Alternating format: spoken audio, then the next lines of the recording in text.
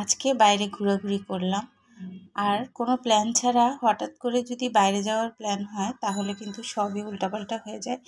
আমি কিন্তু সকালবেলাও আমার মনে ছিল না যে আজকে আমার বাইরে যাওয়ার কথা। আসসালামু আলাইকুম, আরও একটা নতুন ব্লগ নিয়ে চলে আসলাম।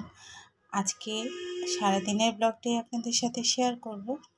ছোট ছোট ভিডিও দিয়ে আমি ভিডিও করি এবং আপনাদের সাথে শেয়ার করি। আপনাদের মূল্যবান গুরুত্বপূর্ণ কমেন্ট আমাকে কাজে অনুপ্রাণিত করে। অবশ্যই আপনাদের মূল্যবান কমেন্টগুলো রাখার চেষ্টা করবেন। আর যারা ভিডিও দেখছেন, কে কোথা থেকে দেখছেন অবশ্যই শেয়ার করবেন। আর এই যে সকালে বাইরের পরিবেশটা অনেক সুন্দর ছিল। আর সুন্দর পরিবেশ হলে আমার মজার কিছু খেতে মনে হয়, তো আমি পিঠা খাবো বলে চিন্তা করে ফেললাম। আর এই যে পিঠা নিয়ে বাসায় চলে আসলাম।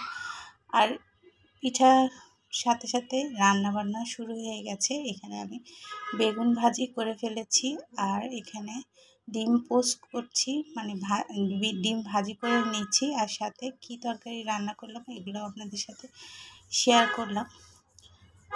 এগুলো রান্না হয়ে যাওয়ার পরে আমি চা বসিয়ে দিলাম পিঠা খাবো বলে। তো পিঠার জন্য অনেকগুলো ভর্তা সহ নিয়ে আসছি। এটা একটা পরিচিত খালা বানায়, তো ওনার থেকে পিঠা আনি যখন খেতে মনে হয় তখনই। নিজেও বানিয়ে খাই। অবশ্যই আমি ভিডিও শেয়ার করেছি আপনাদেরকে নিজে বানানোর ভিডিওটা। আর এখানে আমি পিঠা নিয়ে বসে গেছি, চা ঢালছি। আর এই যে চা ঢেলে ফেললাম। আর চা দিয়ে আগে ভর্তা দিয়ে তারপরে চা দিয়ে চা খাওয়াটা, মানে এই পিঠার সাথে আমার মনে হয় কি একটা আমার কাছে অনেক ভালো লাগে। পিঠা খেতে খেতেই বাসায় মেহমান চলে আসলো, আমার এক ফ্রেন্ড চলে আসলো। তো ও বলল যে আমাকে নিয়ে বের হবে। তো আগে থেকেই কিন্তু প্ল্যান করা ছিল, কিন্তু আমার মাথায় একদমই ছিল না, আমি ভুলে গিয়েছিলাম যে আজকে আসলে বের হব। তো বের হব কোথায়, এই যে এইসব মানে কেনাকাটা। তো ওর আবার নতুন ফ্ল্যাটের কিছু জিনিসপত্র কিনবে, তো সব দেখছে। আর সাথে সাথে আমিও আমার কাজ সেরে নিলাম, পাইকারি ড্রেস আনতে যাব। তো পাইকারি ড্রেস কী জন্য আনতে যাব এটাও বলি, কারণ আমার একটা কাপড়ের বিজনেস আছে, তো কাপড়ের পেজ। তো ওইখানের জন্য আমি কিছু কাপড় কিনবো।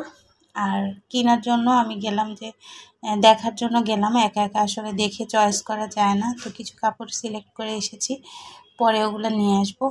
এর মধ্যে সবগুলা জামা কোনটা ভালো লাগছে আমি বললাম যে একটু ধরো, আমি ছবি তুলি।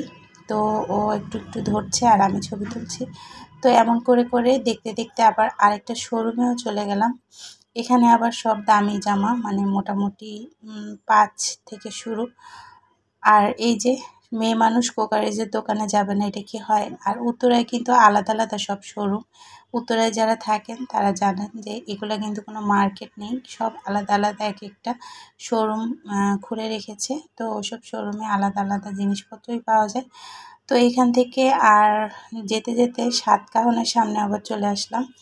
তো সাতকাহনের সবার নাম শুনেছেন, সাতকাহনের ড্রেসগুলো অনেক সুন্দর। তো এই শাড়িটাও পছন্দ হয়েছে, ওর মেয়ের জন্য একটা শাড়ি কিনবে। মেয়ে কিন্তু অনেক বড় না, মেয়ে ছোটোই, কিন্তু ওর মেয়ে নাকি খালি শাড়ি পরতে চায়। তো মার শাড়ি তো পরতে চায় না, মেয়েরা আলাদা চায় যে তার জন্য কিছু একটা কিনুক বা কিছু জিনিসপত্র থাকুক। তারপরে আমি আবার জুয়েলারি প্রেমিক, তো আমি আবার চলে গেলাম জুয়েলারি, চুড়ি, হিজাব এগুলো দেখতে। তো এইসব করতে করতে আমাদের বাসায় টাইম মতোই চলে এসেছি। এসে এই যে খাওয়া দাওয়া শুরু হয়ে গেল। তো খাওয়া দাওয়ায় আজকে বললাম না যে বাইরে কোথাও গেলে কিন্তু রান্নাবান্না ওরকম সিম্পলই হয়ে যায়।